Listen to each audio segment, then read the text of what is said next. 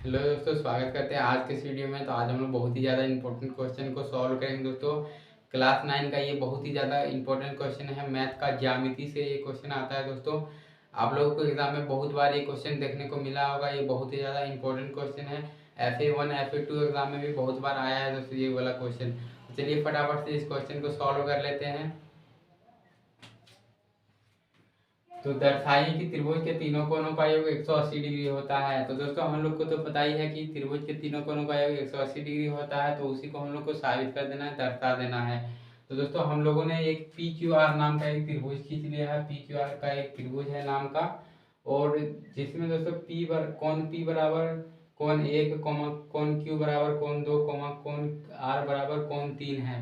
तो दोस्तों सुविधा के लिए और जल्दी बनाने के लिए हम लोगों ने क्या किया है, कोण P का मान हम लोगों ने कोण 1 रख लिया है, और कोण Q का दोस्तों जो मान आएगा वो कोण 2 आएगा, कोण R का मान दोस्तों कोण 3 आएगा।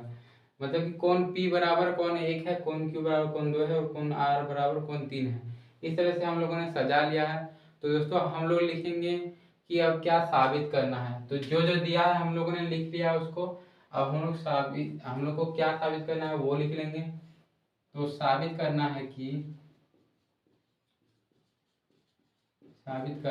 है कि दोस्तों जो साबित करना है उसी को हम लोग फटाफट से लिख देंगे। तो हम लोग को तीनों कोणों का योग 180 डिग्री दिखाना है, मतलब कि कोण 1 प्लस कोण 2 प्लस कोण 3 बराबर 180 डिग्री साबित करना है। तो हम लोग ने यही लिख दिया। दोस्तों हम लोगों को यही साबित करना था, तो हम लोगों ने ये भी यहाँ लिख दिया।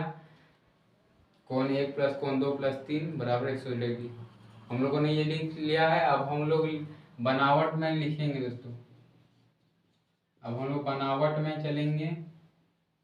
ये वाला क्वेश्चन बनाने के लिए आप लोगों को इसमें कुछ छेड़खानी करना पड़ेगा। त्रिभुज में कुछ रेखा का रचना करना पड़ेगा, कुछ तो बनावट करना ही पड़ेगा। तो हम लोग क्या करेंगे देख लीजिए, दोस्तों। हम लोगों ने एक रेखा खींच दिया। रेखा का कुछ तो नाम दे देते हैं, XY नाम दे देते हैं। और दोस्तों यहाँ पे कोण बन रहा है, इसका नाम कोण 4, इसका नाम कोण 5 दे देते हैं। चलिए अब दोस्तों हम लोगों ने जो रचना किया है उसको यहाँ पे लिख देंगे, बनावट में लिख देंगे XY। दोस्तों XY ही हम लोगों ने खींचा है। XY समांतर QR खींचा। मतलब कि दोस्तों QR के समांतर एक रेखा XY को हम लोगों ने खींचा जो बिंदु P से गुजरती है। तो दोस्तों हम लोगों ने एक XY रेखा खींचा है जो QR के समांतर है और जो बिंदु P से होकर भी गुजरती है दोस्तों। तो यहाँ देख लीजिए दोस्तों, XPY जो है वो एक रेखा बन गया है। तो हम लोग यहाँ लिख देंगे, चूंकि XPY एक रेखा है।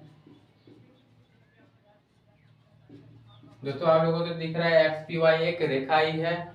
तो रेखा है तो मतलब क्या दोस्तों कि रेखा पर 180 डिग्री कोण बनता है, आप लोगों को पता ही होगा।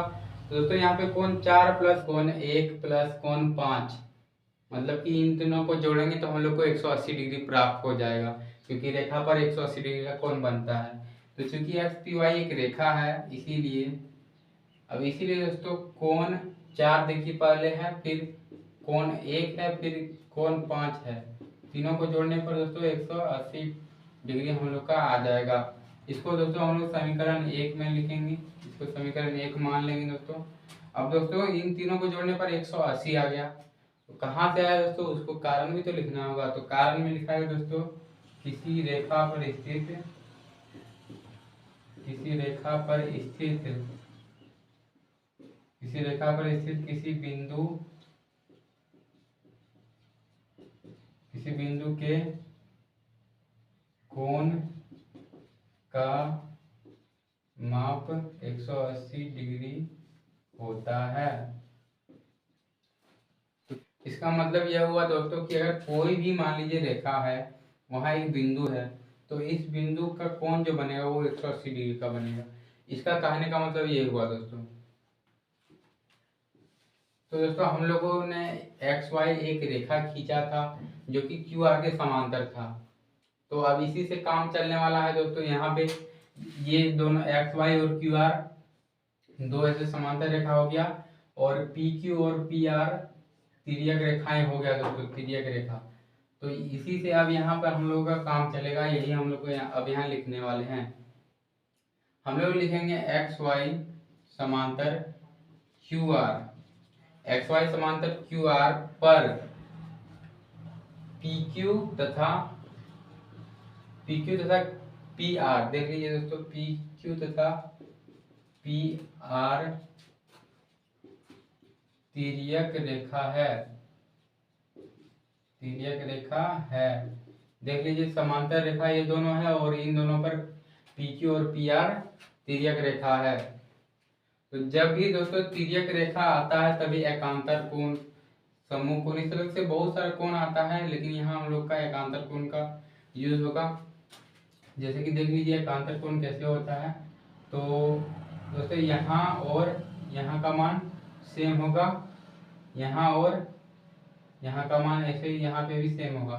तो इस तरह का कोण को बोलते हैं एकांतर कोण। तो एकांतर कोण का ही यहाँ गुणधर्म आएगा दोस्तों। तो इसीलिए दोस्तों आप देखिए यहाँ कोण 4 बराबर कोण 2 हो जाएगा और कोण 5 बराबर कोण 3 हो जाएगा। तो यहाँ लिख देंगे कोण 4 बराबर कोण 2 तथा कोण 5 बराबर कोण 3। यहाँ तक हम लोगों ने लिख लिया कि कोण 4 कोण 2 के बराबर है तथा कोण 5 कोण 3 के बराबर है। दोस्तों ये दोनों हम लोग कहाँ से लिखे, एकांतर कोण के गुणधर्म से लिखे, इसलिए यहाँ एकांतर कोण हम लोगों को लिखना होगा दोस्तों। ये एकांतर कोण हम लोगों ने लिख दिया दोस्तों। अब देखिए कोण 4 का मान 2 हमको मिल रहा है और कोण 5 का मान कोण 3 मिल रहा है। अब दोस्तों समीकरण 1 देखिए, यहाँ पे कोण 4 है तो कोण 4 का जगह में हम लोग कोण 2 लिखेंगे और कोण 5 का जगह में यहाँ पे कोण 3 लिखेंगे, और ऐसे ही करके दोस्तों साबित हो जाएगा, क्योंकि हमको साबित क्या करना था, कोण 1 जोड़ कोण 2 जोड़ कोण 3 बराबर 180 डिग्री। तो हम लोग यहाँ लिखेंगे दोस्तों। अब दोस्तों हम लोगों का जो है यहाँ ये दोनों जो मान आया है हम इसको समीकरण 1 में रखेंगे। तो लिख देते हैं ये दोनों मान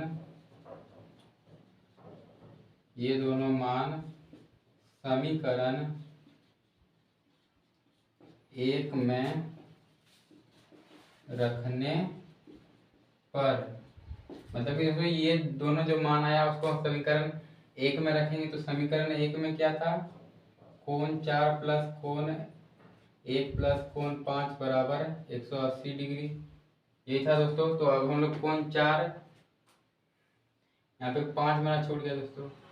देखिए दोस्तों अब कोण 4 के जगह में हम लोग क्या रखेंगे, कोण 2, और कोण 1 तो वही रहेगा, और कोण 5 का जगह में हम लोग रख देंगे कोण 3। तो ये तीनों बराबर हो गया दोस्तों 180 डिग्री। 5 की जगह में 3 आ गया, 4 की जगह में 2 आ गया। तो इस तरह से हम लोग का दोस्तों सत्यापित हो गया, सत्यापित हुआ।